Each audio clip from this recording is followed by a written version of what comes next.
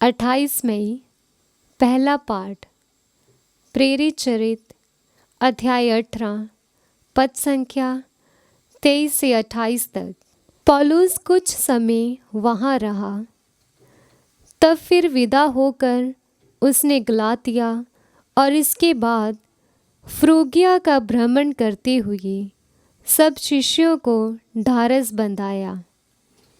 उस समय अपोल्लोस नामक यहूदी एफिसुस पहुंचा। उसका जन्म सिकंदरिया में हुआ था। वे शक्तिशाली वक्ता और धर्म ग्रंथ का पंडित था। उसे प्रभु के मार्ग की शिक्षा मिली थी।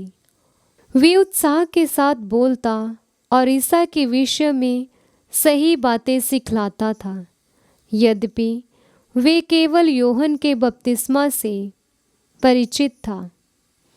वे सभागृह में निसंकोच बोलने लगा। प्रिसिल्ला और अक्विला उसकी शिक्षा सुनने के बाद उसे अपने साथ ले गए और उन्होंने अधिक विस्तार के साथ उसे ईश्वर का मार्ग समझाया। जब अपोल्लोस ने अखया जाना चाहा तो भाइयों ने उसकी सहायता की और शिष्यों के नाम पत्र देकर निवेदन किया कि वे उसका स्वागत करें। अपोल्लोस के वहाँ पहुँचने के बाद उससे विश्वासियों को ईश्वर की कृपा से बहुत लाभ हुआ, क्योंकि वे अकाट्य तर्कों से यहूदियों का खंडन करता और सबके सामने धर्म ग्रंथ के आधार पर ये प्रमाणित करता था कि ईसा ही मसीह है। ये प्रभु की वाणी है। ईश्वर को धन्यवाद। भजन अनुवाक्य। ईश्वर समस्त पृथ्वी का राजा है। ईश्वर समस्त पृथ्वी का राजा है। समस्त राष्ट्रों तालियां बजाओ और उल्लासित होकर ईश्वर का जयकार करो, क्योंकि वे प्रभु हैं, सर्वोच्च है, आराध्य है। वे समस्त पृथ्वी का महान राजा है। अनुवाक्य। ईश्वर समस्त पृथ्वी का राजा है। ईश्वर समस्त पृथ्वी का राजा है। उसके आदर में शिक्षा गीत सुनाओ। ईश्वर सभी राष्ट्रों पर राज्य करता है। वे अपने सिंहासन पर विराजमान हैं। अनुवाक्य। ईश्वर समस्त पृथ्वी का राजा है। अन्य राष्ट्रों के शासक इब्राहिम के ईश्वर की प्रजा से मेल करते हैं। पृथ्वी के शासक ईश्वर के अधीन हैं। ईश्वर सबों पर राज्य करता है। अनुवाक्य।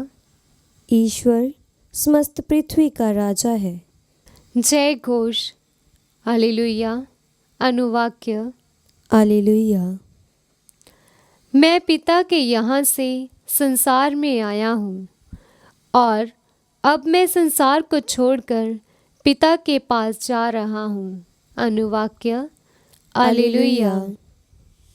संत यूहन्ना द्वारा रचित सुसमाचार अध्याय 16 पद संख्या 23 से 28 तक। उस दिन तुम मुझसे कोई प्रश्न नहीं करोगे।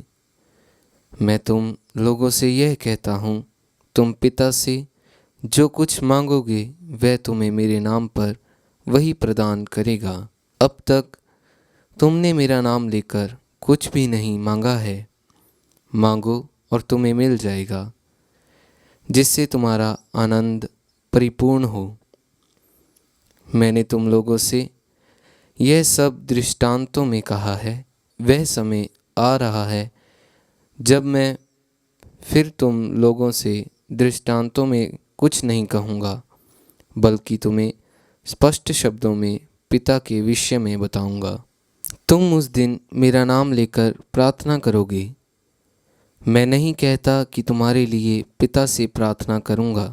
पिता तो स्वयं तुम्हें प्यार करता है, क्योंकि तुम मुझे प्यार करते और यह विश्वास करते हो कि मैं ईश्वर के यहाँ से आया हूँ। मैं पिता के यहाँ से संसार में आया हूँ।